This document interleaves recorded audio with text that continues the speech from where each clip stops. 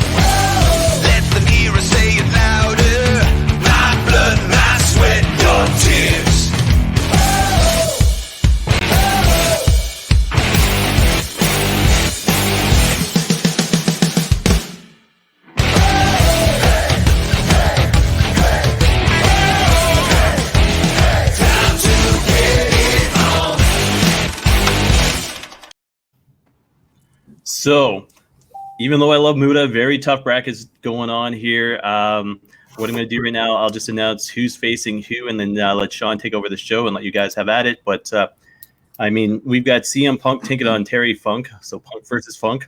Conan taking on Adam Cole, Bebe. Goldberg taking on Ken Shamrock. Killer Kowalski taking on Big Van Vader.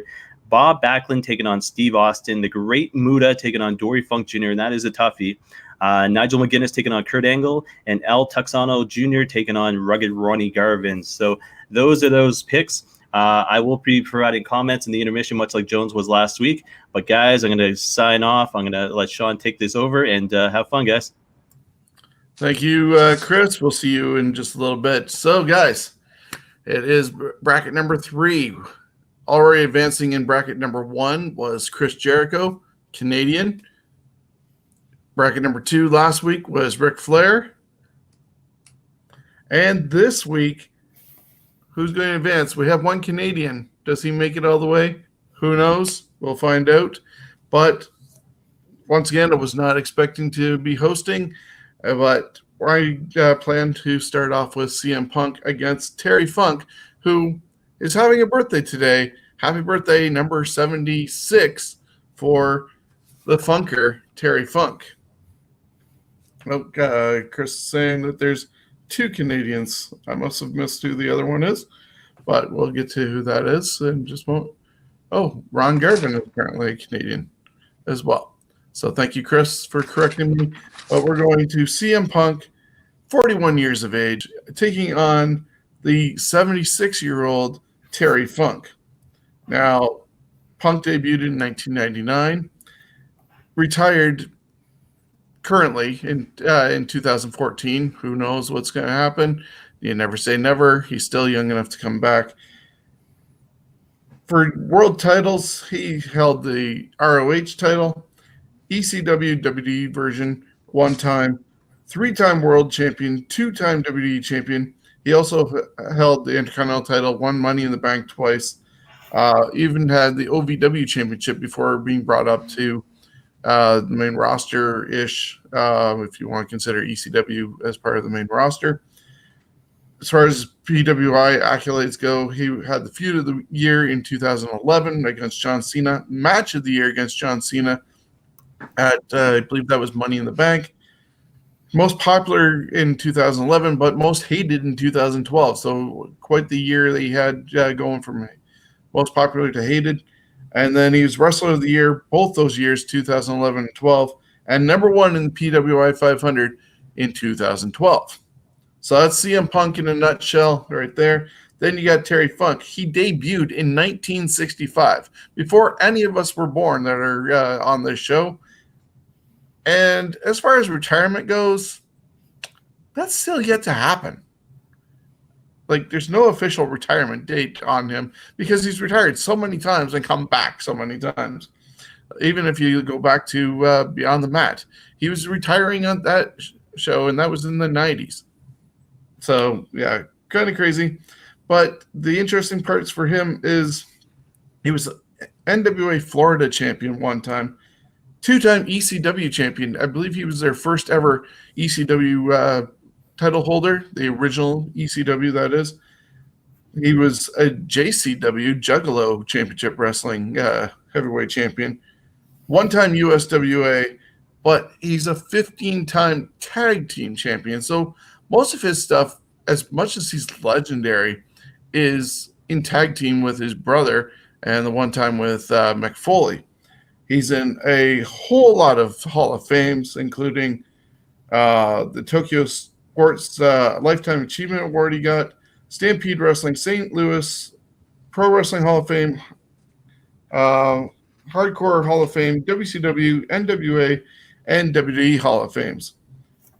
He had the feud of the year against Flair in '89, and I think that was one of the first times I saw him, the lead up to that feud, part of a Clash of Champions where he was commentating and then attacked Ric Flair and put him through, pile drove him through a table.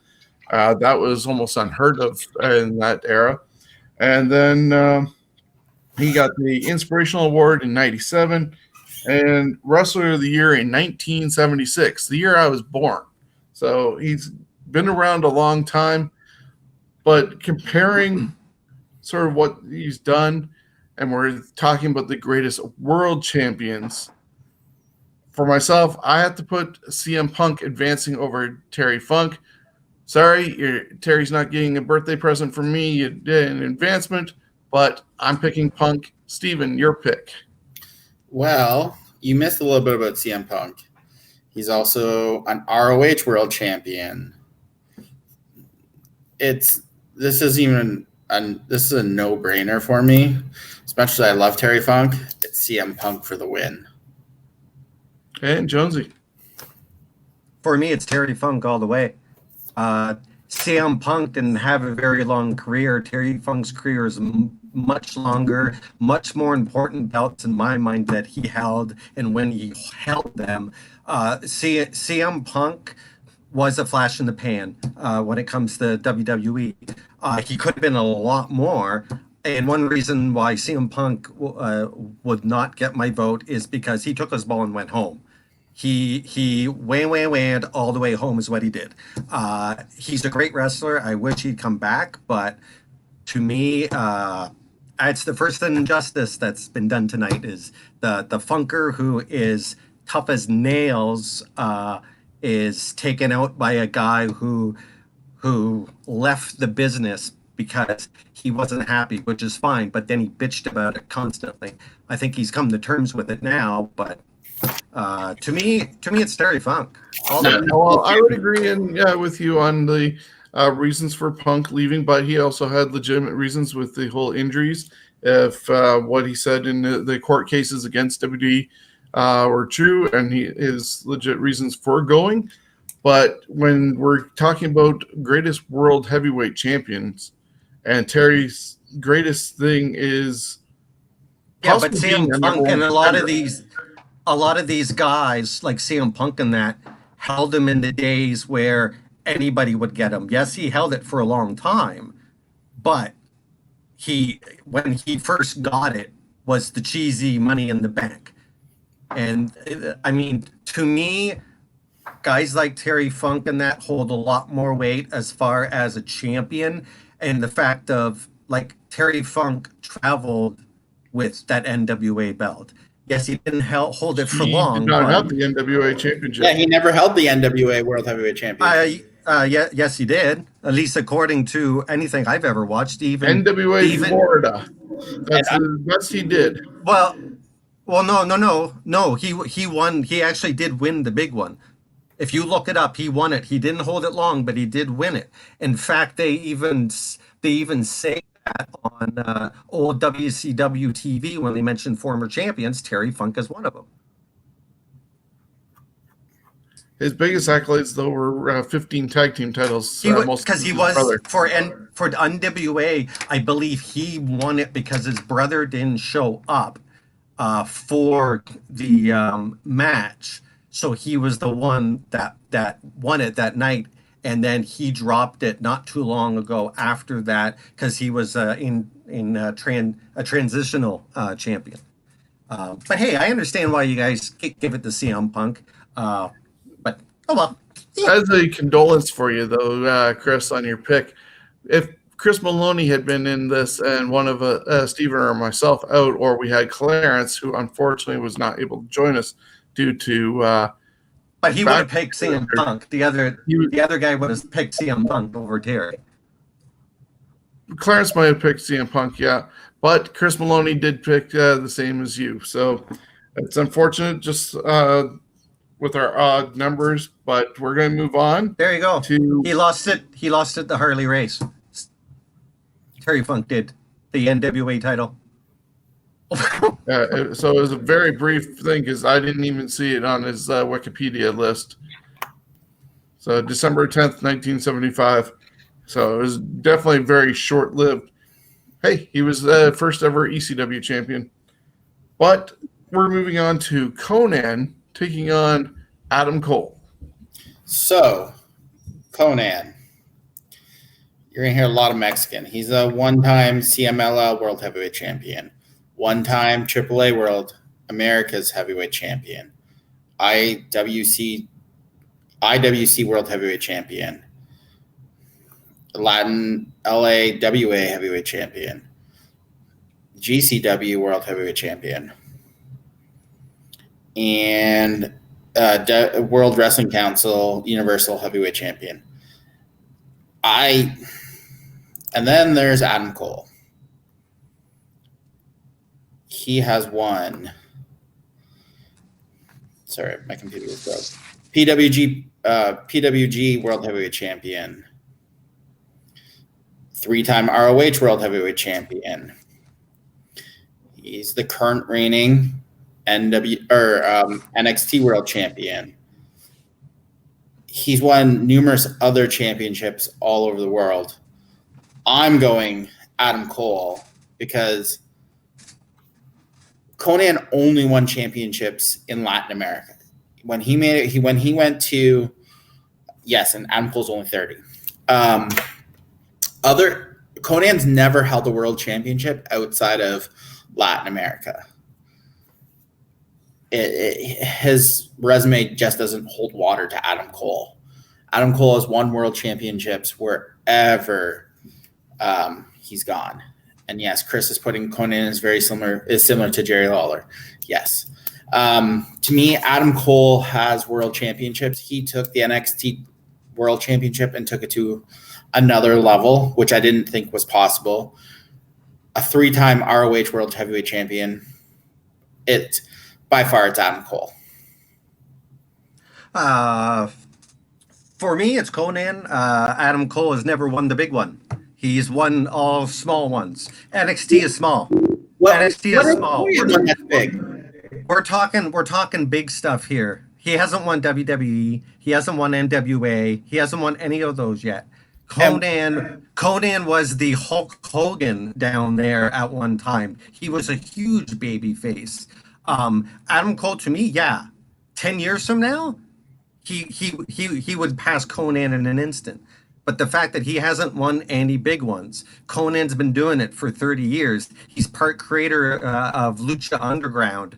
And then all the belts he's held, yes, he hasn't held a lot of big other big titles, but he's held the AAA. So for me, if we're talking about world champions on the big stage, it's Conan. Conan, again, was like the Mexican Hogan. He put people butts in the seat. He was like Mexican wrestling for a bit before friggin' North America got their claws on him. And now in Adam Cole, he's been the longest NXT champ. He's been a Bullet Club member. I mean, the only reason I'm giving it to Conan is because he has held the big belt. He has been the top guy in a huge company, and that's AAA. So that's why I'm giving it to him. But Conan was the booker at the time, and I don't consider AAA better than ROH and or NXT. What talent was Conan facing compared to what is Adam Cole was facing at the time? I don't follow Adam Cole. I looked all of his stuff up, but to me, on paper, it's Conan. Well, that means I get to break the tie. I will concede Jones's point of NXT not being a big one, considering it only just recently got the third brand sort of status when USA brought it up to be on TV. Before then, NXT was definitely the developmental and still rather much is for WWE and the third brand. So I'll concede that one for you. But when you compare also Ring of Honor versus AAA, they're pretty much on the same level as far as I'm concerned. AAA was on top for that Mexican area and South America region, and you got Ring of Honor, which was basically the number 3 company. And Conan was WWC champ, the World Wrestling Council champion once. So that's I'm sure that doesn't change things for you, but he did win another one. Yeah, and so then you got Puerto Rico there. But yeah, it was a tough call for me. I just think unfortunately, Conan got a lot of things early in his career, but that's because of who was basically booking. And Chris Maloney pointed out he's similar to Lawler. Lawler had a lot of championships in Memphis area because he booked himself to have them, as opposed to somebody who has no business with the booking, got the confidence of the owners to carry their title and carry the company on their back. That's why I'm giving it to Adam Cole to advance 2-1. Next round, who knows what's going to happen on that one. But yeah, I'm just comparing as much as I can to level the playing field, especially when we have older competitors who traveled territories compared to being on WCW, WWE, and even ECW, Ring of Honor. But so Conan, unfortunately, is going to the wayside. His North America resume is not as good as his Mexican one. and Adam Cole has proven himself so far. So, Jonesy, you get started Okay, off with Goldberg. got my favorite here, Goldberg. He was a bouncer at 16. Has a hybrid orchid named after him, if you didn't know that. Played for the Rams in 1990, CFL, Sacramento, and Atlanta. After that, he's done some movies, tons of TV appearances. He had the PWI Comeback of the Year 2016, Rookie of the Year in 98. What the hell? Number 2 for PWA 98. The WCW Triple Crown. He has held the Universal twice, the Heavyweight twice for WWE, and is in the Hall of Fame, which I didn't even know that. And then Ken Shamrock, who was in UFC. He's the pioneer of MMA, the world's most dangerous name, a man, which was named by ABC. MMA champ in Japan as well. In wrestling, he was the IC champ, tag King of the Ring winner, NWA in TNA, and he popularized the ankle lock in WWE. He was stabbed at the age of 10 and broke his neck in high school. And he was number 8 in PWA in 98. For me, unfortunately, it's Goldberg. Shamrock did a lot in wrestling, but he didn't do it for too long. And Goldberg, even though I'd rather watch a Shamrock match over Goldberg, the titles in which he's been given, and even to this day, I mean, if it was anyone else, but Goldberg to me would win over Ken Shamrock on paper. Yeah, I initially picked Ken Shamrock basically because he was the first NWA champion in the TNA birth, and he never unfortunately won anything in WWE for the main title. I got close, I guess, with his challenge of Shawn Michaels. I think it was at In Your House Degeneration X. I'm thinking it was, but he unfortunately never got the confidence in Vince to pull that off. And yeah, bravo for being that for the NWA and kind of shocking people, I would say, with being their first champion when Jeff Jarrett could have just booked himself to be the first champion.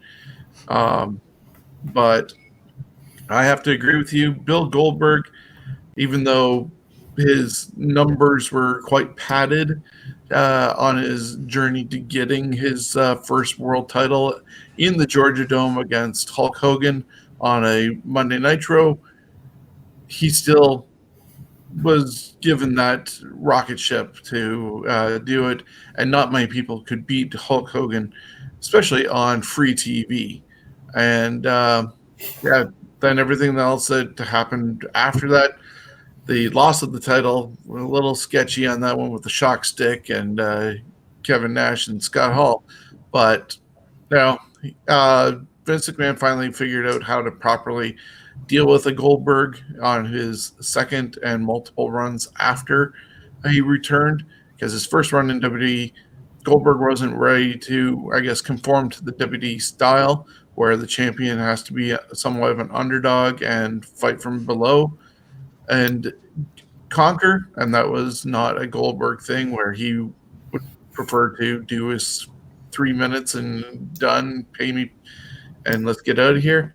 So Vince has capitalized on that, where we've seen him come back and win the world titles for no apparent reasons, really, taking off Bray to get it to, what was it, Drew in this case? Or no, that wasn't Drew.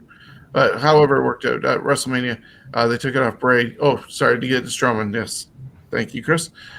Just they came to me at the same time. So they're doing it he may or may not be retired. I applauded him for coming back and showing his kid what he could do.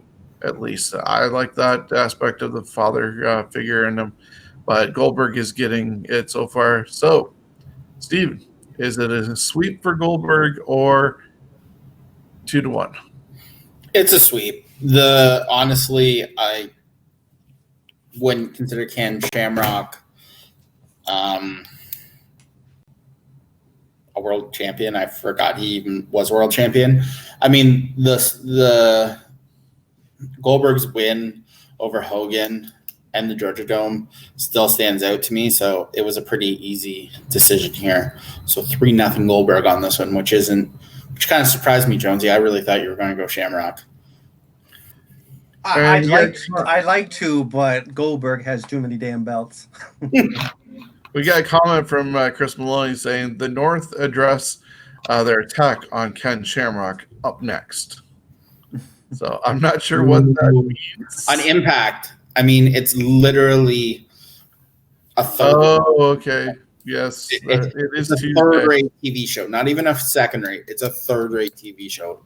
We're done talking about it. Yeah, there's too much going on with that. Hopefully, they figure out their title situation. You'll hear about more of it tomorrow on TNT. Yeah, the Thursday.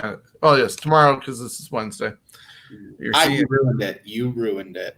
I know. I broke the fourth wall. Today's Tuesday.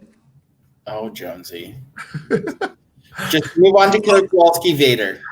Our next matchup is Killer Kowalski taking on Big Van Vader. Kowalski debuted in 1947, born in Windsor, Ontario.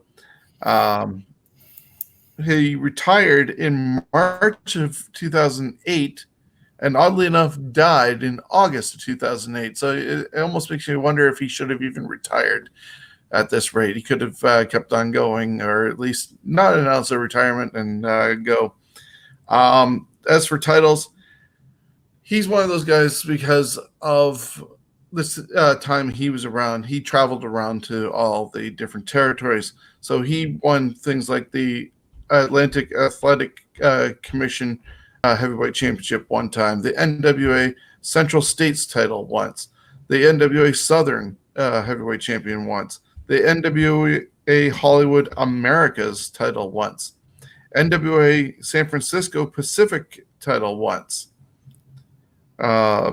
Stampede NWA Canadian Championship once, and a 5-time WCW Australia champion, not to be confused with Ted Turner WCW. So he's been in the New England Pro Hall of Fame, Pro Wrestling Hall of Fame, and WWF Hall of Famer. As Chris is putting up here, after retiring in 1977, Kowalski started a professional wrestling school in Malden, Massachusetts.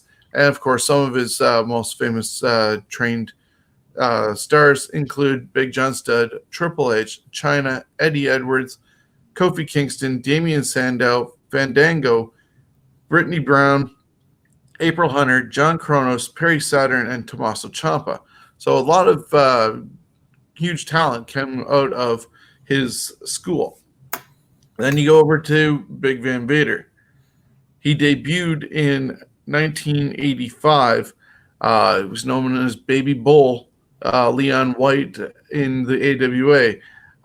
If it wasn't for the Ultimate Warrior not going to Japan, he probably would not have become Vader, because that character was being looked at for putting on Ultimate Warrior. Could you imagine the Mastodon helmet and everything, all that on the Warrior? Not me, but it worked out well for Leon. He died in 2018, and he was still working at that time. So there is obviously no retirement date when you expire before that. Titles, though, he was a 3-time Catch Wrestling Association champion, Impact Zone Wrestling heavyweight champion 1 time, New Japan IWGP champion 3 times, Universal Western Association champion 1 time, and a 3-time WCW champion. He was Wrestler of the Year in 1993, number 2 in PWI 500 in 93, and 10 years later, he made it to number 27 in the PWI 500. So we got a lot of titles between these two. And Chris is also saying Vader is one of the few to hold the All Japan Pro and IWGP plus WCW crowns. So he definitely had a lot of titles all over the place. I would say they're more important than the ones that Killer Kowalski ended up picking up, especially when you're able to travel to different territories, do your business, and go. For me, Big Van Vader, it's Vader time. He's getting my pick. Steven. Well, yeah, Vader's a 3-time or 2-time Triple Crown Heavyweight Champion in All Japan, like you said, and a 3-time IWGP Heavyweight Champion, and a WCW World Heavyweight Champion 3 times. No doubt in my mind who's winning this one. It's Vader. It is indeed Vader time. And his name comes from Japanese folklore. He got the Big Van Vader whole thing was in Japan. It was down there that they named him that, which is based on folklore down there. Neat stuff. Yeah, and that, as I said, that was going to go to Ultimate Warrior. Thank God that didn't happen. And we move on to Bob Backlund, or Mr. Bob Backlund, taking on Stone Cold Steve Austin. Steven. Well, let me pull that up. Backlund is a NWA Missouri Heavyweight Champion, an NWA 3-time Western States Heavyweight Champion, a WWF/WWF World Heavyweight Champion 4 times. And then there's Stone Cold Steve Austin. He's a 6-time WWF World Heavyweight Champion. He is multiple NWA, WCW champion. He's the 5th Triple Crown winner in WWE. This is not even close to me. It's Austin. For me, it's very close. When you look at Bob Backlund, the fact that he had 2 separate wrestling careers where he had success, left, came back, and had success again, to me, that speaks like so much to me. And the fact that he had the 1 belt for 7 freaking years. I mean, yes, there was that that asterisk blip in between there, but they never. WWF doesn't count that as him actually losing that at that time. So officially, it's 7 years he had that belt for. He was a long participant in the '93 Royal Rumble, lasting over an hour. And oh my God, his character when he came back, hated how he looked, hated how he standed, but the character in which he portrayed, the screaming, when he put Bret Hart in the CrossFit face chicken wing is like one of the best things that I ever seen in WWF at the time. I mean, and he won the belt from Bret, which was the storyline that carried on like for so many years because it was based off his original loss that he lost to the Iron Sheik, and they replayed the whole towel thing again. Steve Austin, to me, he had success. Once he got to WWF, of course, he just went crazy. I want to go Bob Backlund, I really do, because I think he deserves it more. I think he's the better wrestler. But when it comes to legacy, people are going to remember Austin over Bob Backlund. I just have a lot of respect for Bob Backlund. But yeah, for me, it's Austin. But if you want it to be for Backlund, so you can make a tiebreaker, that's cool with me.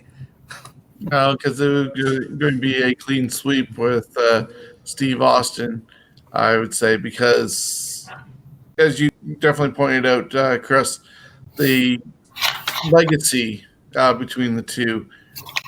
Bob Backlund, he was the attraction for the Northeast. When you think of Bob Backlund's title reign, he was in that territory version of WWF. And while he was the number one guy for Vince Sr., Steve Austin was the number one guy for Vince Jr. He helped the company survive and prosper, as opposed to Bob Backlund. He didn't take away from the company, but it just maintained itself. 7 years. How much wrestling was going on at that time? You hit 4 or 5 different towns in the Northeast. Every once in a while, they brought somebody in, and yeah, great storyline with the whole towel thing. But Backlund defended that a lot over in Japan, and the WWF belt.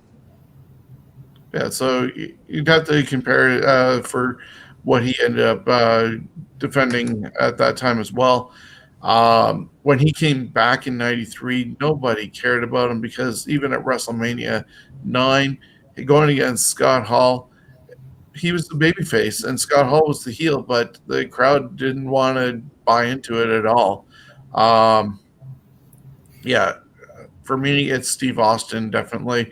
He revolutionized and gave rebirth to WWE when they were being beat, as we hear numerous times because of the podcast, for 83 weeks by WCW. If it wasn't for him, and then the rest that were along with him, like Hunter, Mankind, Brock, and Undertaker, they wouldn't have survived. So for me, it's Steve Austin taking it.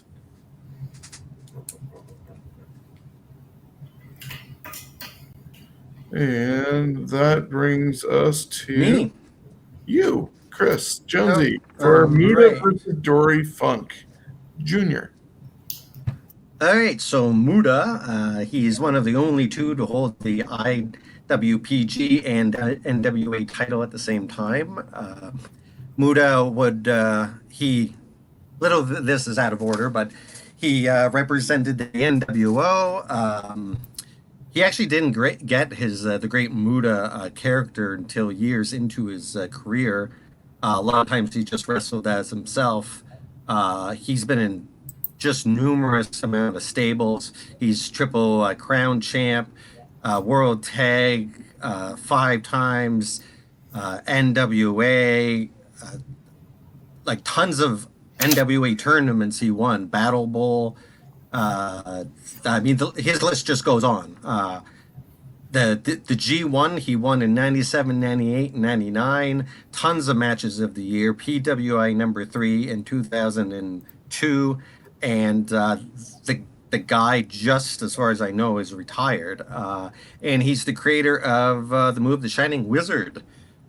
Then you got Dory Funk Jr., he's credited move is the Texas Cloverleaf. He made that popular.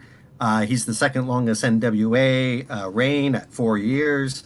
2019 was the first year that he hasn't wrestled, and he did wrestle actually this year in February.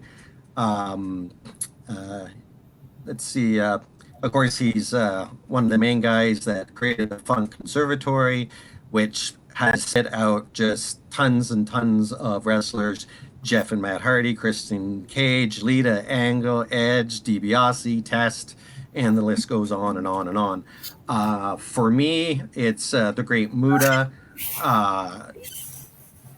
Dory Funk, I mean, the Funks are legendary, but Muta's just done a lot more, and he, out of pretty much everyone in this tournament, has probably won more tournaments and been chosen to win more tournaments in like wrestling history. So for me, it's the Great Muta.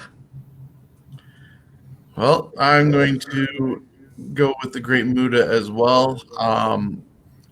I prefer Terry Funk over Dory Funk, so if I'm not going to vote Terry Funk to move on, unfortunately, Dory is not going to move on. Just the resume between the two, and more charisma from the Great Muta. He had the whole NWO faction sort of started in Japan unofficially because if you look back, I think Eric Bischoff sort of got the idea for the NWO from storylines in Japan. And I believe Muta was part of those storylines. Just Eric revolutionized it in North America using Hall and Nash, and then bringing in Hogan. So, yeah, for me, Great Muta. I remember seeing a lot of his stuff when I started watching the latter years of the NWA and when it converted WCW. Just looking at what Chris is also Maloney's also writing here, his last WCW match came at a house show on September 23rd, 2000 in Lubbock, Texas against Sting. He had a huge feud with Sting and even with Ric Flair, depending on who he was with. Gary Hart, I think, was his manager at one point. After leaving WCW, a no compete clause in his WCW contract prevented him from going to the WWE at all. So, if that clause hadn't been there, what could Muta have done in WWE? Never know, but sometimes talent like his does get abused when going over to Vince if Vince doesn't feel you. So, for me, Muta is advancing. That's 2 clean sweep or not, Steven? Yes, it's a clean sweep. This was even hard for me. 3-time Triple Crown heavyweight champion in All Japan. He's a 4-time IWGP heavyweight champion, an NWA World Heavyweight Champion. Muta had my vote from the beginning. I have a feeling, though, we ain't going to see much more of Muta. Yeah, it's going to be a tough to see how he fares against his next opponent, which is Steve Austin.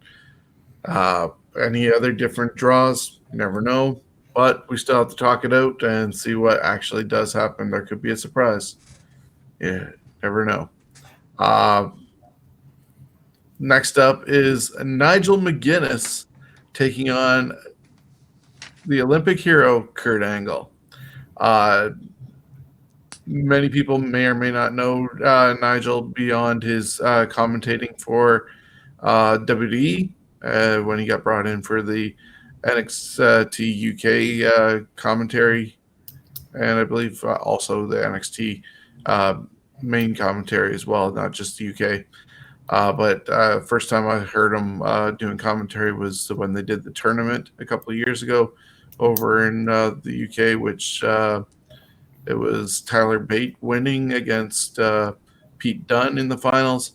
But I was definitely impressed by him. So you look back at some of the things he did, and he was a 2-time Heartland Wrestling heavyweight champion, 1-time New Breed Wrestling Association champion, ROH Pure champion, and ROH World champion. I believe with the Pure title, it was retired, that belt was, in a match against the American Dragon, Brian Danielson. And that was a fantastic match. And they were actually thinking about bringing back the Pure title had COVID-19 not spiked up in North America and shut things down. PWI, he was number 6 in the 500 in 2009. Going over to the other side of things, Kurt Angle is a 1996 Olympic gold medalist, winning the gold medal with a broken freaking neck, in case nobody knew. So he debuted in 1998 into professional wrestling, retired just last year in 2019. Some of the titles he's held include the IWGP 1-time champion, Power Pro Wrestling 1-time heavyweight champion, TNA champion 6 times, WCW champion 1 time, and I believe that was under the WWE banner because he never was over there.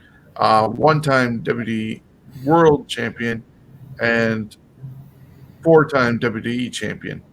He's in the TNA Hall of Fame, inducted in 2013, and due to being put in the video game, he was brought back to WWE in 2017 and put in the Hall of Fame at that time. So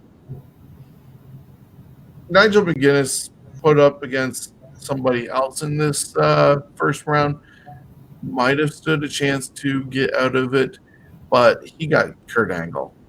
And it's true. It's true.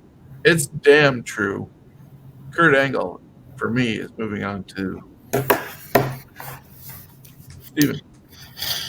The only reason why Nigel McGuinness' resume looks so small is he hurt his neck and he can't wrestle. My first dealings with Nigel McGuinness was in ROH. He also was a commentator for ROH at one point, but his resume just doesn't hold water against, unfortunately, Kurt Angle. It's Kurt Angle. It's not even close. Jonesy? We're moving on because Angle gets it for me. And we're going to need more time when it comes to the Great Muta and Angle. So, If they make it that far. right.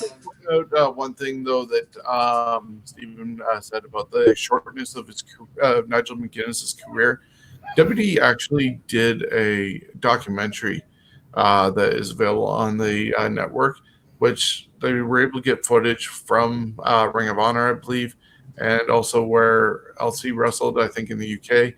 It's definitely worth looking at if you're ever interested in anything with Nigel McGuinness. Very promising career. Unfortunately, he was Desmond Wolfe in TNA, and that didn't go over so well. But if you check out that documentary, it's worth checking and watching. Which then takes us to our last match in the first round. El Texano Jr. taking on Rugged Ronnie Garvin. Steven. I'm fucking, who cares about these two? Ron Garvin, sure. Neither of these two should be in this tournament. So Ron Garvin, because he's Canadian. That's And it's Canada Day. Jonesy. I have nothing. Oh. I could care less about these two, really. Okay, I'll go quickly on El Texano here. That's how much I know him. But he was the AAA Mega Champ. He had a 735-day reign. AAA World Trios Champ. AAA Tag. Lots of AAA stuff. Lucha Underground. NWA Lightweight. NWA Historic Lightweight. His uncle is El Dandy. His brother is Supernova. And then we got Ron Garvin. He is my pick. Actually, no, he is not my pick. El Texano is, sorry. Ron Garvin, I liked him. I thought he was a great wrestler, especially, and I didn't know he was actually, when he was the intern NWA champ, he was his 42 already. And I mean, he had some great matches with Greg Valentine in the WWE. One of my favorites is the I Quit style match that they had with their finishers, and that's just a great match. But El Texano has done a lot more as far as winning championships. So Texano, good luck in your next round. Yeah, that match that you were talking about, Chris, with Ron Garvin, that's, I believe, against Greg the Hammer Valentine at a Royal Rumble. And it's either 90 or 91. I think it was 90, because he got suspended or something like that and was being a ref at one point. Tony Schiavone was the commentator, because I remember how he was reacting to when Ronnie Garvin was laughing when he was put in Greg Valentine's finisher. So yeah, it's Yeah, no. making faces and all that. Yeah, it was a decent storyline. That was probably the only storyline I remember with Ron Garvin. His match with Ric Flair to get the title was, surprising that he got that. But listening to everything that you read off about El Texano Jr., and the fact that he's the nephew of Al Dandy, who definitely got the thumbs up from Bret Hart on WCW one time, I'm going to go with Texano Jr. advancing. Yeah. And he won a G1 climax, too, in 2005. So there you go. Texano Jr., maybe a surprise advancement. But, yeah, he's going to go against Kurt Angle. And good luck going any further, Texano Jr. That he's concludes the first round. And we're going to bring in Chris Maloney again. He's going to recap the first round. And, Chris, welcome back. Unmute. And I got to turn my mic on again. So I got to point out this two things. Number one, I think this was the South bracket. It is not the South bracket. So if you go to the beginning of the show and I said South bracket, it is not. It's the East bracket. You said the East bracket. Did I say the East bracket? No, you said the East bracket. Okay, so I did say the East bracket. Okay. No, you said the South bracket the second time. I said East bracket the second time. No, you said East the first, South the second. Okay. Well, yeah, we officially are the East bracket this week. But anyways, guys, I'll tell you this. So Jones was right with his comment with regards to Terry Funk and the NWA World Heavyweight Championship. Held it for more than a year, beat Jack Briscoe for it, and then lost it to Harley Race. One of the cool things I was looking at, and I didn't realize this, you guys were talking about submission match. This is Royal Rumble 1990. And Rugged Ronnie Garvin is from Montreal, so 2 Canadians in this tournament, 2 Canadians out of this tournament. The fact is, Garvin is 75 years old, so he's up there in age. But the fact I didn't know he was 42 years old when he won that first championship is pretty cool. Guys, we'll go through the second round matches here. They're going to be tough, a lot tougher than the first ones, I tell you. Any surprises in the first round? I know you would have, if somebody else was out, would have possibly advanced Terry Funk over CM Punk. Well, you fucking bastards voting out Muda first round. Like, what is wrong with you guys? No, he's going out second round. Oh, he's going out. Hold on. Let me go back and check. There was somebody who was okay. Kowalski at 3-0 was surprising. Yeah, Backlund had no chance. McGuinness would have stood a chance against anybody else. So yeah, I think that was the only one was Kowalski. But see, for me, Muda has a great chance because he's actually done more than Austin has, and he's been around a lot longer. Yeah, but the downside is it's still Austin. I'm going to predict this, and you guys can pick whatever way you want to. But I'm going to say I'm going to go Punk, Vader, Austin, and Angle. So it's going to be Austin Angle. I'm going to say semifinals. But did Muda hold the highly IWPG 4 times? No, he didn't get it once. I'm a mark when it comes to face paints and any guys who are like spitting green mist and red mist. But when I go back into the day and when I think when I was a fan, 1988, 89, 90, and he was having those feuds with Sting, he was aligned himself with Gary Hart. I mean, and then the Ultimate Warrior was there as well. I mean, that was Demolition, Road Warriors, everything else. That was wrestling to me as a teenager, So I'll always have a fond spot for Muda. And then all of a sudden Tajiri and even Asuka, nowadays. But the fact is, yeah, it's tough when anything Japanese wrestling based. I seem to fall in love with. So, but I'll leave it at that. Those are your brackets there, guys. So good luck and happy Canada Day, even though the Canadians are out. So I'm going to kick myself off again, and then round 2 starts up. Yeah, so round 2, we start off with Chris with CM Punk against Adam Cole, baby. I'm just letting my cat back in here. Come on. And as we wait for the cat to be dealt with. Okay, the cat's back in. Sorry. Storm is our backdrop for the second round. So welcome back, Chris. You get to start us off with CM Punk against Adam Cole. Well, I can just make this short. It's CM Punk.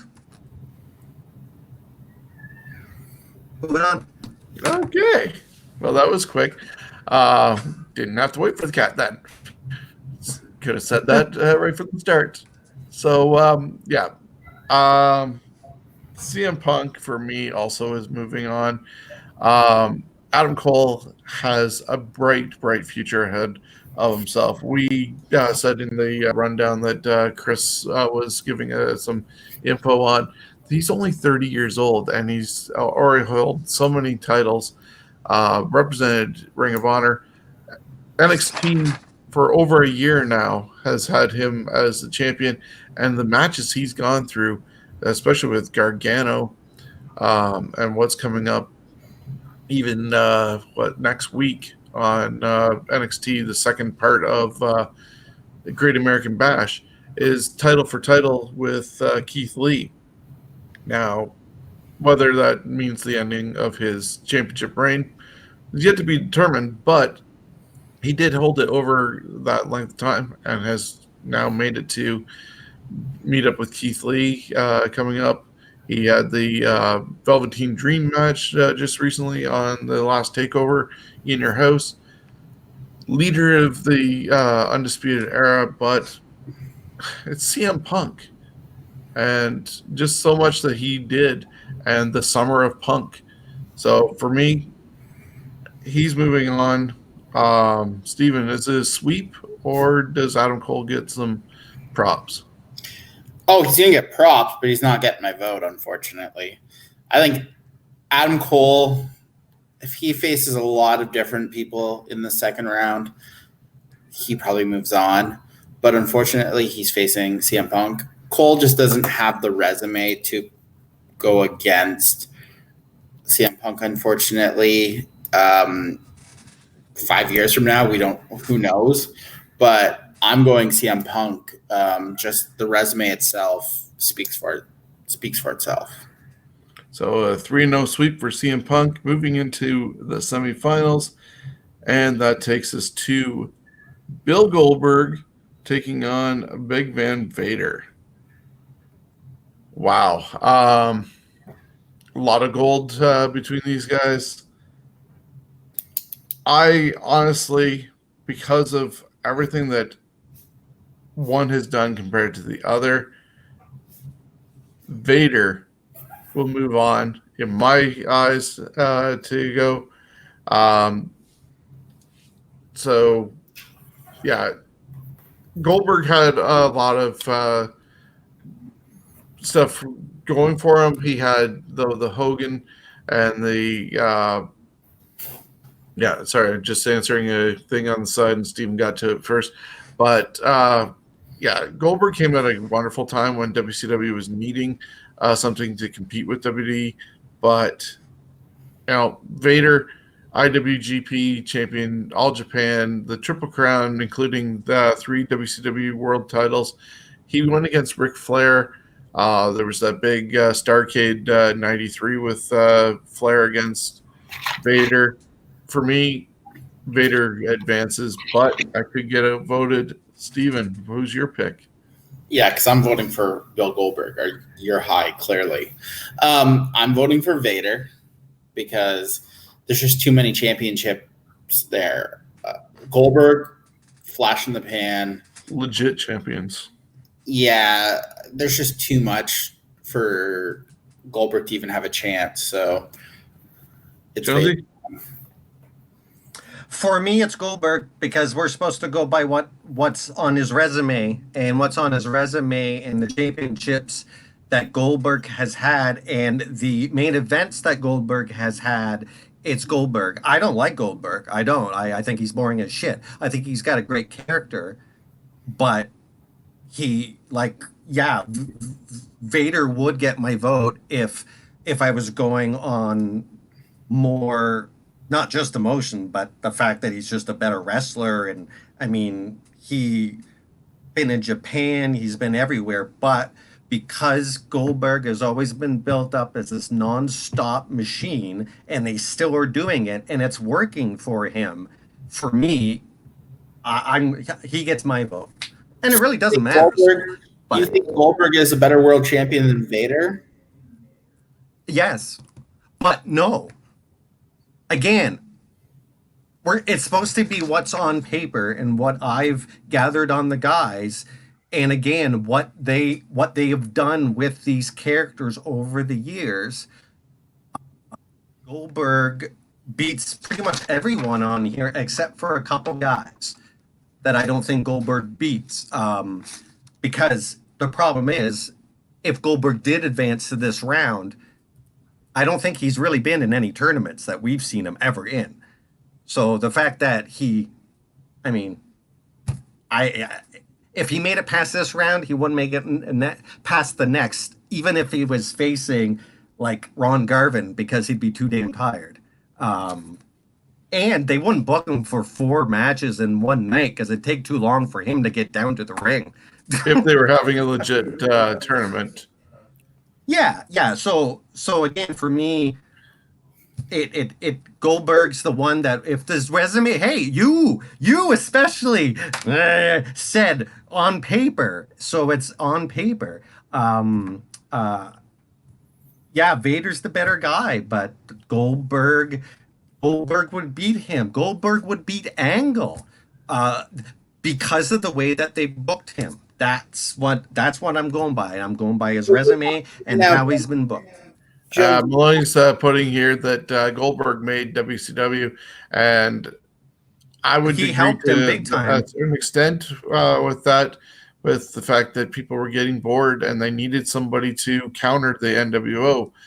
But a lot of his stuff past WCW's booking machine of making him indestructible, everything's been short title reigns just for the wow factor compared to Vader, and that's why, in my case, that's why he advanced. Vader did, which takes us to Steven, starting us off with Stone Cold Steve Austin versus the Great Muta.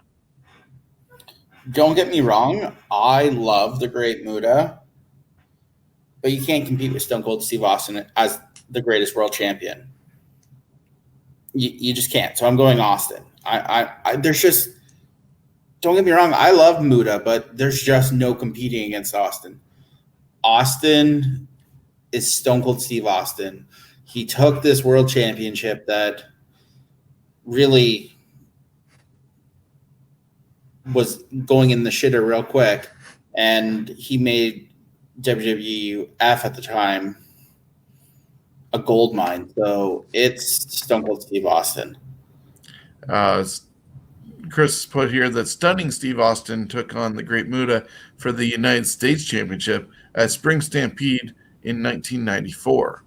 So this match actually did happen in real life, but we're comparing it right now for their potential of moving on. Jonesy, your pick. I mean, if you're going by money sales, Austin, but again, on paper, it's Muta. That guy was a machine, and he wrestled for years, and especially during the WCW New Japan years, he was literally going back and forth across continents constantly because he was that popular. You're going to be the decider. I know it's Austin. I mean, a lot of good wrestlers are getting screwed in this tournament, man, in my opinion, for what's on paper. And just because they had 3 or 4 good years, is which Austin had, Muta's had a hell of a lot more good years. And yeah, Austin's 4 years is like 20 of other guys' careers, but Muta, I mean, he just retired. The guy is a freaking wrestling machine. So for me, it's Muta. I am picking Steve Austin as well, but yeah, Muta, I mainly saw in WCW during that time. Beyond that, he was over in Japan. They did an amazing send-off for him the last while. I hadn't even realized he was still wrestling until that sort of got brought up when listening to post-wrestling they were doing. I noticed that he started wearing a mask and then finally took that off. Just totally different version of Muta in his latter years compared to what I had seen him as. Steve Austin is part of my Mount Rushmore as well, so I have to pick Austin to advance. We're getting some messages from Maloney saying that it's going to be interesting. Austin was a back. fair wrestler. Austin was a fair wrestler. He wasn't that good in the ring. Yeah, but he was good at selling in that. He's the great, one of the greatest world champions. He's one of the greatest world champions, but again, sorry. And that's what this tournament's about. The greatest world champion. But only WWE. Austin didn't win big belts anywhere else. He only did it in WWE in a short period of time compared to his run as champion in that was shorter than Bob Backlund. Like his one reign, Bob Backlund held it longer than Austin. Yes, it was a different time, but they wrestled pretty much every day back then. So that's okay. I understand Austin making it through. Good luck when it comes to Austin and Punk, you people. And so that brings us to our last match in this round, and it's Kurt Angle against El Texano Jr. He's related to El Dandy. Jonesy? Well, you know what? Since I'm kind of getting a little ticked off here, I'm just going to do the good deed and let El Texano have one, even though it's Angle, but I'm going to let him have one. So if it comes down to votes later on, Angle's going to get screwed because I'm taking one of his votes away. A pity vote for Texano Jr. against Kurt Angle. Well, he definitely needs a pity vote because Kurt Angle, in his sleep, could advance past most of these guys in this tournament. Definitely worthy of being in the final four of this bracket. Not Texano, no way. Triple A. Over 2 years. Angle would at least have to go 5 minutes. Anyway, sorry. Continue. Did Texano Jr. win anything with a broken freaking neck? And Kurt Angle broke his neck numerous times during WWE runs, and that's why he got hooked on pills and got booted to the curb. So he was still doing stuff with a broken freaking neck, and then he went over to TNA and won their title a bunch of times. And if people were to be asked what the TNA Mount Rushmore would be, I'm pretty sure Kurt Angle would be on that Mount Rushmore for TNA. So that's why he's advancing for me. And Steven gets the last vote before Chris comes in. And I guess he already assumes that I'm voting Kurt Angle. I really should talk with him and vote Texano just because, but not. He is the uncle of El Dandy. Or sorry, El Dandy is his uncle. I'm not high enough or drunk enough. So I'm not even wasting my breath. Okay, Chris, scream at us now because this will be fun. So normally I don't get through one of these a show. Okay, this one's almost gone. I got a second one on the way as well. Okay, how the fuck do you go and vote against Goldberg and then vote Austin? I'm looking at you, Steven. Well, Goldberg had one world championship that took Austin kept taking his reign to the next level, to the next level, to the next level. Goldberg is not even on Steve Austin's plane at all. Okay, so you got two North American wrestlers taking on two Japanese wrestlers in this case, because you got Big Van Vader, who I know was WCW and then he went WWE, but his major impact was over there in Japan. The same thing with Keiji Muto, the Great Muta, okay? Taking on fucking Austin, and you vote friggin' Austin. So tell me why you vote Austin. I think Austin's reign, and it literally came down to, I think Austin made the belts to the next level. It literally comes down to, and don't get me wrong, I've watched Great Muta through Mid-South, like NWA, Jim Crockett Promotion. It literally came down to Austin took the world championship to the next level. And I think I want to just put a point in here. A word that came up a couple times when we were talking about other matchups, not just this Austin Muda one, but the word legacy. And if you compare Muda's legacy to Steve Austin's, and you ask other people on the street who they know more, Steve Austin would be known more than Great Muda. And it's not a knock on Muda. He is an amazing athlete. But legacy-wise, I think Austin would have it. No. If it was legacy, it would be Muda. But I've watched Japan wrestling, and it literally came down to Austin took the world title to the next level. I'll tell you this. So I know it's Canada Day, but I want to take that graphic of Lance Storm and put it into Muda for the rest of the show and somehow get him holding a Canadian flag with a big old FU to Steven right there. But just a fact, and then I'll let this go. Muda, 1984 debuted. Muda retired officially 2019. Even appeared at the Hadamori show in 2020. Austin retired when?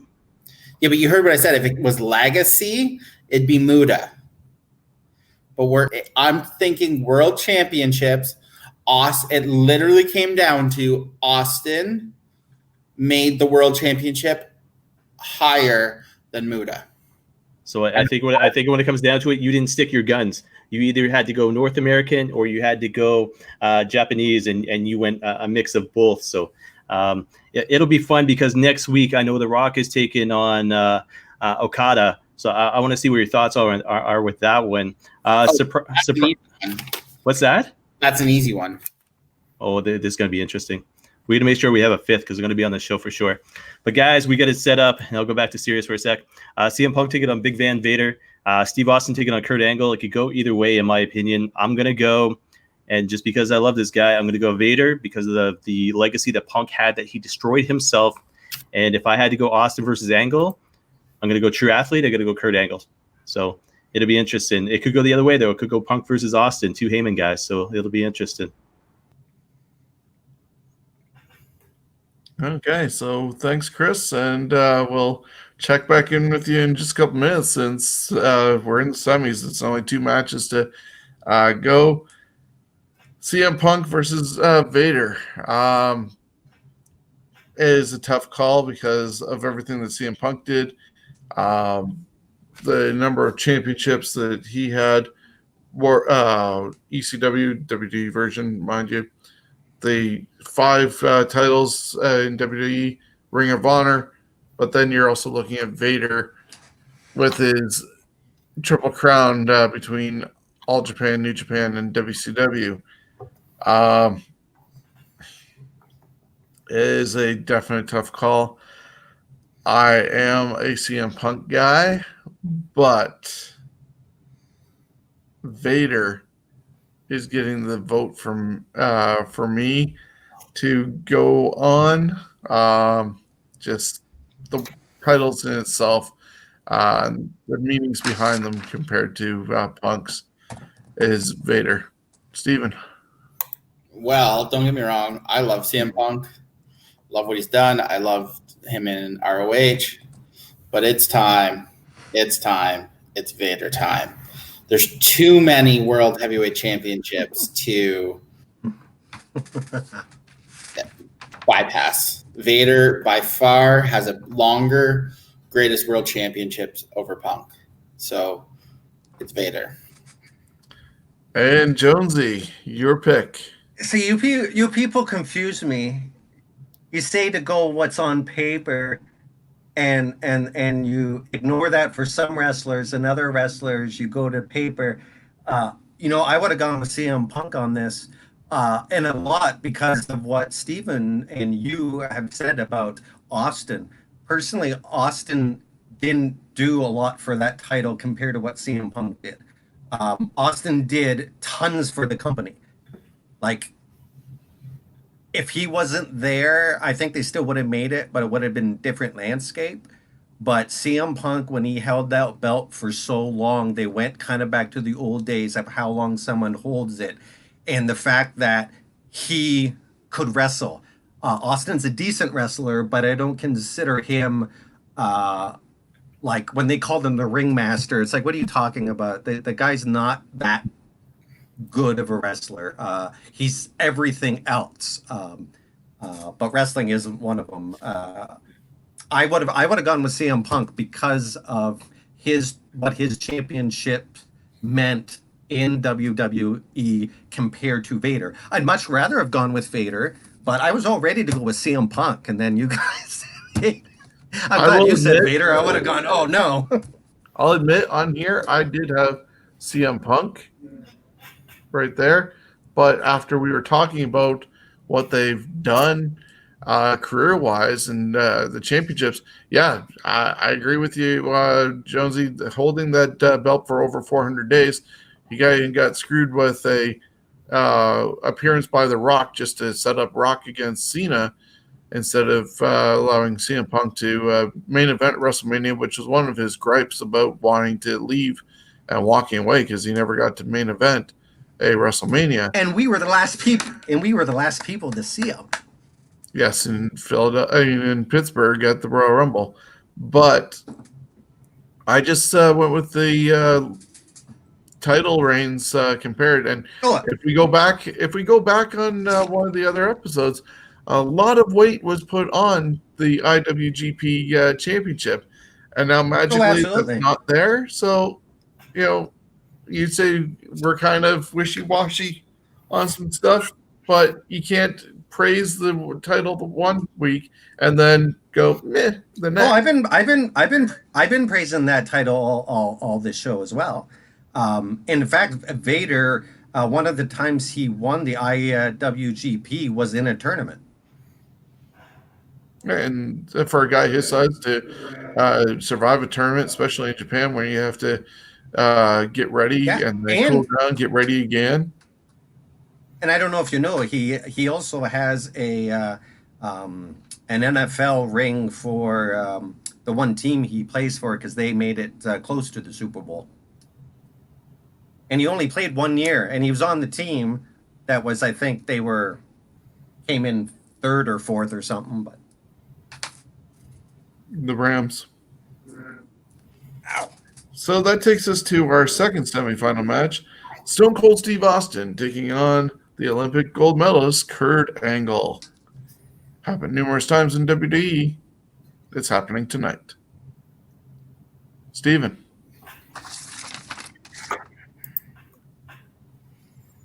This one I'm really not sure about. Yeah, the semifinals were hard. I'm going to go Austin. It's a coin flip for these two. For me, it comes down to Austin took the world title to the next level compared to what Angle did with his world championship. So I'm going Austin. Jonesy. How many times did Kurt Angle hold the WWE belt? 4. Hold on. Where did I just see it? I was just 4-time WWF WWE World Heavyweight Champion. You'll be the tiebreaker. I have to go with Angle on it. Not just again what's on a resume. He's a real Olympic gold medalist.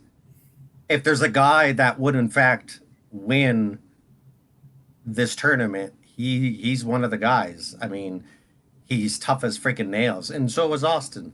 And Austin did more for WWE, but Kurt Angle also, like TNA, did pretty well with him. I think they wouldn't have lasted as long if they didn't have Kurt Angle. So for me, it's Kurt Angle. Yeah, I concur with you, Steve. Huge decision to be made on this one. It goes either way. I literally flipped a coin. If it wasn't for Owen Hart dropping Steve accidentally on his head, where would Steve have gone even further? I met Kurt Angle at a thing here, TNA event at the John Labatt Center at the time. Don West could sell ice to penguins, and he sold us a photo with Kurt Angle, along with my friend Alex and Jay. Jay's in a wheelchair, so Kurt came out to us so Jay could be in the picture, and it's an awesome picture. So I do have to go with pardon? I said Don West sold me that photo, but I got it done in the ring. Yeah. So we were at that same event then, but I am going to go with Stone Cold Steve Austin advancing. So a coin flip, and he wins. Can't see it, but Chris Damn coin is off camera and he's just shaking his head. Huge right now. But yeah, Austin versus Vader in the next round. Chris, you want to come back and join us and tell us why you were shaking your head? Yeah, I was going to bring up the match there, but it makes no sense. You dumb son of a bitch. How do you make that whole spiel, and the next thing you know, you go and vote Austin? That right there is biased. It was a tough call, really. No, it's the coin. It blamed the coin, not him. No, Shawn had this big old. This is like the Mark Henry speech. Ironically enough, Mark Henry's on Taker's show this past Sunday night, and then Shawn comes up with the same old pink jacket, the whole friggin' salmon jacket thing. It's like, oh well, tough call. Oh no, Austin all the way. You know, it's whatever, dude. Anyways, I would have voted Angle. I would have liked to see Angle versus Vader, but when it comes straight down to it, you've got Olympic gold medalist who was multi-time champ. I mean, I think he was the only guy to hold the European and the Intercontinental Championship at the same time and defend them at WrestleMania. And never lose them by being defeated. You know, you've got the new version WCW champion, the World Heavyweight champion, the ECW World Heavyweight champion, the Impact Wrestling champion. How do you against Austin, who was nothing more than the television champion over there in WCW? He was nothing in ECW. He never really accomplished anything. Anyways, I can go on and on and on. I'll save it for TNT. But yeah, I would have went Angle. Definitely Angle versus Vader because, I mean, you have basically Mastodon, and Vader was somebody who should not have been able to move as good as he did for the size that he was. The only guy I can think of that's even remotely close besides Keith Lee nowadays is Bam Bam Bigelow back in the day. But fact is, yeah, you got the Mastodon taking on Steve Austin in this case. I went looking for pictures just in case this came up to see if they ever fought in WCW. They never did. They tag team on, I think, on a WCW Saturday night. And then there is a picture, obviously, there was a fatal four-way match in the WWE. It was Vader, Taker, I think Stone Cold, and I forget who the fourth one was, but they have actually fought real life. So it'll be interesting, guys. Taker is the fourth. But so Taker, Vader, Austin, and then who was the other guy, though? Hart. Is that the Bret Hart, that the match? Is that the match where Vader got the stairs in the side of the face and it was right close to his eye? Yeah, very close. That was February. But I tell you this, if I was in this vote, I'll tell you this, I would go Vader all the way, simply because of what he accomplished in WCW and what he accomplished overseas as far as the whole Japan thing went, and All Japan, New Japan. So it'd be a tough call for you guys. But yeah, Austin. The Final Four could have gone either way, to be honest. Like, look at who we had. Punk, Vader, Austin, Kurt. I'm just glad Savage is out. I'm out of here. Austin held 6 belts in WCW. Yeah, and to be honest, you look at who he was against in WCW and what the main event scene was at that time.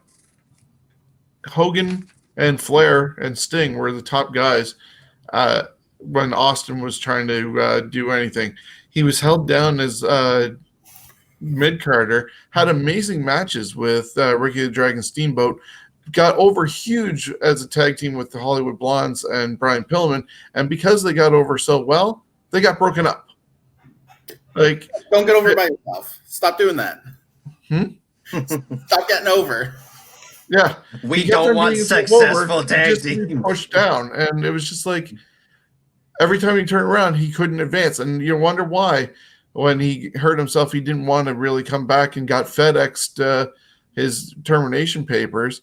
Because I guess even when he was injured, they tried calling him at home, and he's just like, yeah, tell him I'm not here. And they could clearly hear him, when Genie was on the phone, and he went over to ECW and had his tirade there and made it WWE, and rest is history. So we're doing Vader against Austin. Can you I see? I didn't even turn my light on for this. Can you see what's down below there? What's scrolling? Shawn isn't Don West. Don't try to sell ice to Eskimos or penguins. That's all I'm going to say about that. Okay. Well, Jonesy, your pick. Vader and Angle. Again, for me, Vader Austin. Oh, sorry, Vader Austin. Oh, yeah, Austin made it. See, I wrote down what I wanted. Damn it.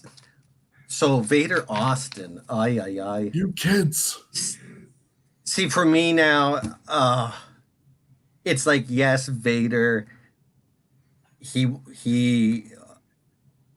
like, his WCW title to me wasn't that important. More his Japan is. I have to go with Austin. I have to go with Austin. What's on paper? Yes, Vader has. I think, but see, Vader never held the WWE Championship. So, in Austin, it's Austin. It's Austin. There you go. Moving on. Yeah. And unfortunately, Vader was, I hate to say it, a shell of himself when he made it to WWE. Whether he lost confidence or whatever, he gained a lot of weight. Just wasn't in his right place. And I think they tried a lot to get him over, putting him with Cornette. But, there's too much. He has too many World Heavyweight Championships around the world for Steve Austin to beat him. This is horseshit. He has. Let me triple crown World Heavyweight Champion. Well, you've heard me with my sell job on Austin, hence you're not Don West. 3-time IWGP Heavyweight Champion. 3-time WCW World Heavyweight Champion. So I think Chris needs to change the one thing here to say winner Steve Austin, because Austin is my pick. There we go. I didn't want to vote Austin, but hey, see, this is what happens when you guys stress stuff about Austin, what he did for the title in WWE, and again, to me, Vader, great wrestler for his size and everything, but Austin's the one that between them two that any booker would let win. That's who they'd let win. Vader has way too much on the resume for Austin to beat him, but well, Stone Cold Steve Austin is moving on to the Final Four against Chris Jericho and Ric Flair. And next Wednesday, July 8th, we'll find out who joins those three in the Final Four, which will go down on Thursday Night Throwdown on July 9th. So Chris Maloney has joined us again.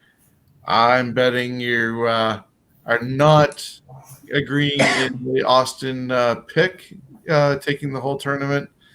But your thoughts on the tournament itself tonight? I wasn't part of this. That's all I can say.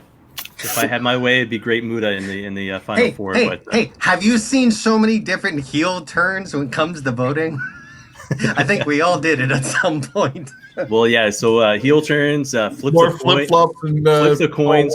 Shawn trying to do his best Don West impression and failed tremendously at that. But it'll be interesting because of the fact you think about the three guys that we have right now: Chris Jericho, Ric Flair, Stone Cold Steve Austin. And then I was just looking at the bracket for next week, and I won't give away the matchups, but I'll tell you this: guys involved in next week's bracket, and it will be interesting because next week we go from recording, I think, and we might, depending on situation circumstances, we could possibly do round 4 live. So the West bracket live, and then do TNT live as well. But it just depends on time, and we'll have to talk about it. But like I said, some of the names in the next one: Bret the Hitman Hart, Okada, The Rock, Ultimate Warrior, Yokozuna, Dusty Rhodes, Shawn Michaels, Buddy Rogers, Tetsuya Naito, Bruno Sammartino, Nick Aldis, Brock Lesnar. I mean, guys, it could go any way of those 16. And I know I didn't mention all 16, but I think this is going to be the toughest bracket next,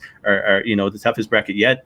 And the main reason for me personally, because you want to talk about Mount Rushmores, if you were to take that, have to include everybody around the world, The Rock would definitely be up there. Okada would maybe be up there for me, for the way that he has transitioned and transformed New Japan Pro Wrestling to make it relevant. I mean, when I became a fan of New Japan Pro Wrestling, the Bullet Club was involved, the Guerrillas of Destiny, all those side, factions like Chaos and LIJ and Suzuki Gun and everything else. But then all of a sudden you had guys like Okada and guys like Naito and guys like Tanahashi, who was outed, I think, what was it, last week, or was it first round? The North or South bracket with Tanahashi was tough. First round, I believe. Yeah, I think he made it by the first round, but I think he got. But anyways, long story short, Okada versus The Rock is coming up on the next show, which is the West. So the West bracket. And I tell you this, my vote, I still haven't decided on that one yet. I might just do what Steven did tonight and just flip a coin. Guys, your thoughts on maybe who could join them, and guys, your thoughts on, Jericho and Flair. I mean, how do you choose between those guys? You want to talk about championships and what they've done for promotions. There's 2 guys right there, and Flair is one of those guys you can't say he didn't go to WWE and win the championship. He won it over there twice, so it's going to be an interesting Final Four on July the 9th. Yeah, and he's still hanging out even at 70 plus years old and all the health issues he had. And he's hanging out at the Performance Center during COVID time. Nothing's going to kill Ric Flair. Nothing. Except when Ric Flair's like, yeah, I'm done. He's fucking been in plane crashes and shit. He shouldn't be. 9 lives. I mean, I've already picked between the two my pick for that, so I already know who I'm voting for in that round. Jonesy, what about you? Any thoughts on guys like the Ultimate Warrior, Yokozuna, Dusty Rhodes involved in the next one? Well, again, it depends on what you base everything on, because again, the Ultimate Warrior for me would win over Yokozuna when it comes to how WWE booked. And he held. I mean, it's tough because Yokozuna was a good champion, but I think they could have done better with him as being the champion. I just watched WrestleMania 9, which, by the way, is one of my favorite WrestleManias, which is weird because most people shit on that one. But except for the one match, all the matches are very good, in my opinion. And how that venue looked, to me, is just like one of the coolest looking WrestleManias. And there's so many comments that they make that would not stand out to would not be allowed today. Like, oh my God, there's so many of them. And again, like a guy like Brock Lesnar in here, it's almost, it's like what he's done in wrestling with not having a lot of matches anymore, but he's still relevant. It's tough. I mean, what happens? Bruno Sammartino doesn't stand a chance against him, but I haven't gone through all the stuff that Bruno's done, so What do you do about Brock versus Austin, though? Who? If it comes down to Brock and Austin, who do you choose then? Doesn't Brock matter. And Austin. Brock and Austin. To me, it would be Austin. Well, I don't think that would happen because Steve Austin would walk out, take his ball, and go home. We saw that when Austin was supposed to go against Brock unannounced at King of the Ring tournament on Raw. So if they go against each other, Steve, I guess, isn't going to show up. Yeah, that was lame. Almost as bad as your sales pitch, but Hey, an interesting, I know it is a historical fact, though. an interesting fact for next week. Did you know Raven is like a smart bugger? He's the 98th percentile, and he's a member of Mensa. So why is he so badly booked then? I don't know. Because I think he took law or something. I thought I wrote it down, but maybe not. But. All right, guys, I'm kind of going to be a little bit of a geek here, but in doing this, in recording June 30th, but doing this on July the 1st for everybody, I'm going to officially play Oh Canada somewhere here over the on rainbow. The show. And no, not somewhere over the rainbow. And hopefully not get copyright striked on this, but I think I'm pretty safe. But I'll get rid of the Happy Canada Day just momentarily here so we can see Jones's face. Guys, it's been great. Hopefully, Clarence, you're feeling better for, next week. Clarence, I don't know, Shawn, if you had mentioned just back surgery and messaged me today and wasn't feeling the greatest. So get well, Clarence, but hopefully you're back again for next week. I do want to have 5 people on the show regardless. So I'll talk to Clarence, pretty soon, and then basically, make sure he's set to go and work kind of with his schedule. And if not, we'll maybe have a surprise on here for next week. Guys, it's been great. Any sign-off comments you want to make?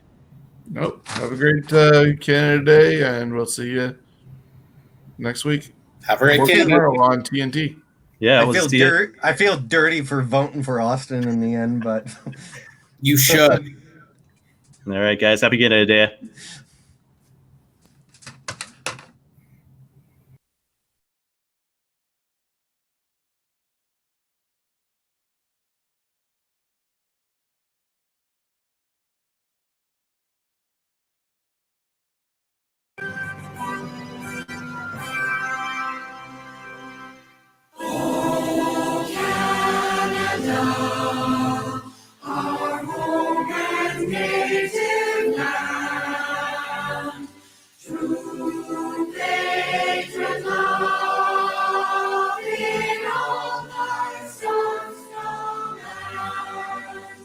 With glowing hearts we see thee.